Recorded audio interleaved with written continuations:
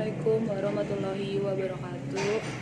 Saya Dinda Natasha dari 10 IPS 4 ingin mempresentasikan tentang biografi. Biografi adalah tulisan yang membahas tentang kehidupan seseorang secara sederhana atau lebih sering disebut dengan riwayat hidup seseorang. Adapun ciri-ciri biografi, yang pertama, biografi memiliki struktur terdiri atas orientasi peristiwa atau masalah, serta reorientasi. Yang kedua, biografi memuat berdasarkan informasi fakta serta disajikan dalam bentuk narasi. Yang ketiga, fakta berdasarkan pengalaman hidup seseorang yang diceritakan dalam tokoh biografi tersebut.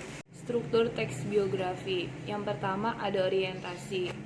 Bagian di mana menjelaskan tentang pengenalan tokoh, berisi gambaran awal tentang tokoh yang diceritakan dalam biografi tersebut. Yang kedua, peristiwa dan masalah. Bagian tentang sebuah peristiwa atau kejadian yang pernah dialami, termasuk di dalamnya memuat tentang masalah yang pernah dihadapinya dalam mencapai tujuan serta cita-citanya. Yang ketiga ada reorientasi.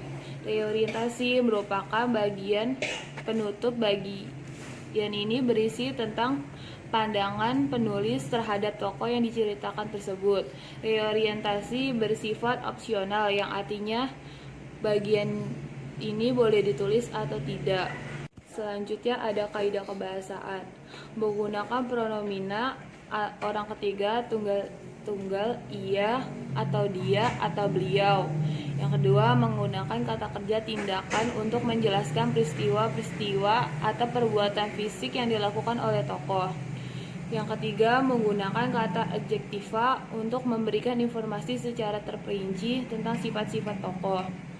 Yang keempat, menggunakan kata kerja pasif untuk menjelaskan peristiwa yang dialami tokoh sebagai subjek yang diceritakan. Yang kelima, menggunakan kata kerja yang berhubungan dengan aktivitas mental dalam rangka menggambarkan tokoh. Yang keenam, menggunakan kata sambung, kata depan, ataupun nomina yang berkenaan dengan waktu. Manfaat yang dapat kita peroleh ketika kita membaca biografi tokoh. Yang pertama, muncul kesadaran diri bahwa kita selalu belajar agar berhasil seperti mereka. Yang kedua, tumbuh rasa bangga kepada pahlawan di bidang apapun. Yang ketiga, mendapatkan pengalaman hidup bahwa suatu keberhasilan dapat diraih dengan kerja keras dan pengorbanan. Yang terakhir adalah hal-hal yang biasanya terdapat dalam biografi tokoh. Data pribadi tokoh dimulai dari nama latar belakang, keluarga, riwayat pendidikan, hingga riwayat pekerjaan. Yang kedua, hubungan tokoh dengan keluarga dan teman atau kerabat dekatnya. Yang ketiga, prinsip hidup, cita-cita, dan perjuangan.